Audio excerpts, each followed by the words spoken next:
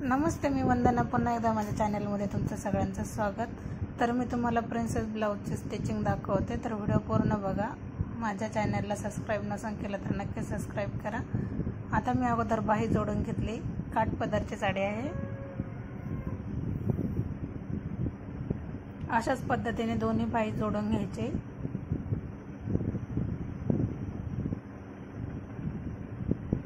आणि आपला दंड घेर किती आहे त्यानुसार आपल्याला कडेचा उरलेला कपडा पूर्ण कट करायचा आहे. मी अगोदर समोरचा भाग कट कधी करते, ज्यावेळेला दोन्ही बाही माझी जोडून होते त्याच्यानंतर मी समोरचा भाग कट करते, मोंड्यातला समोरचा भाग.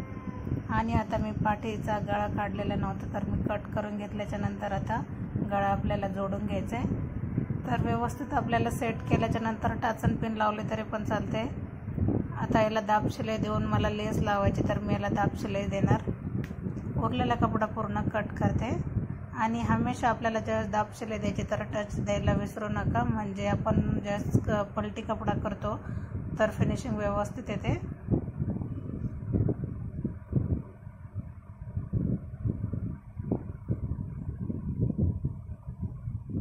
बघा, पाठीचा भाग पूर्ण तयार झालाय. आणि मी आता लेस जोडून घेते. लेस आपण आवडीनुसार लावले तरी चालते.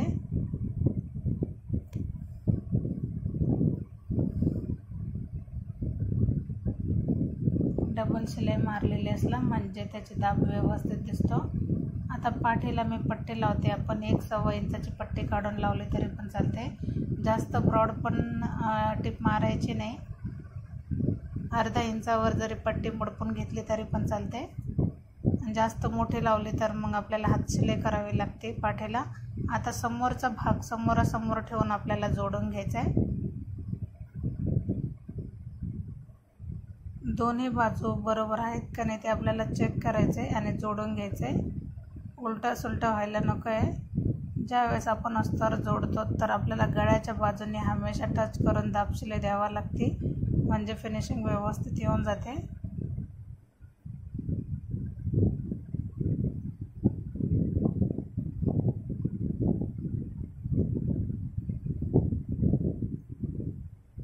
बघा, समोरचे दोन्ही बाजू तयार झालेत.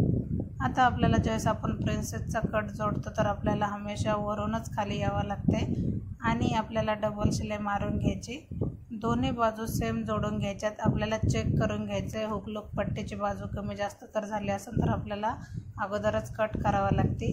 आणि जशी आपण पाठीची पट्टी जोडली त्यानुसारच आपल्याला पुढच्या बाजूला पण पट्टी जोडायची.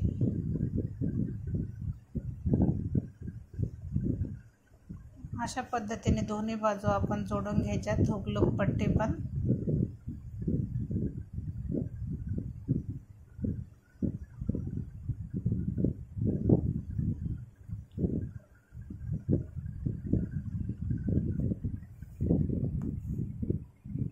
समोरचा भाग एकदम क्लिअर झालाय बघा.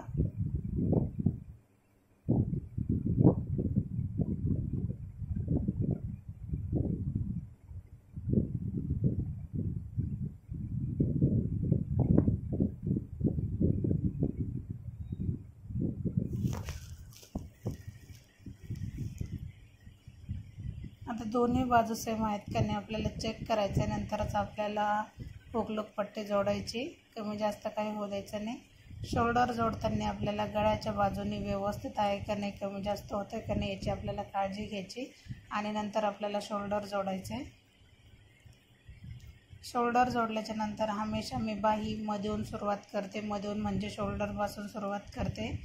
शोल्डरपासून सुरुवात केल्याच्या नंतर ब्लाऊजला फिनिशिंग व्यवस्थित येते.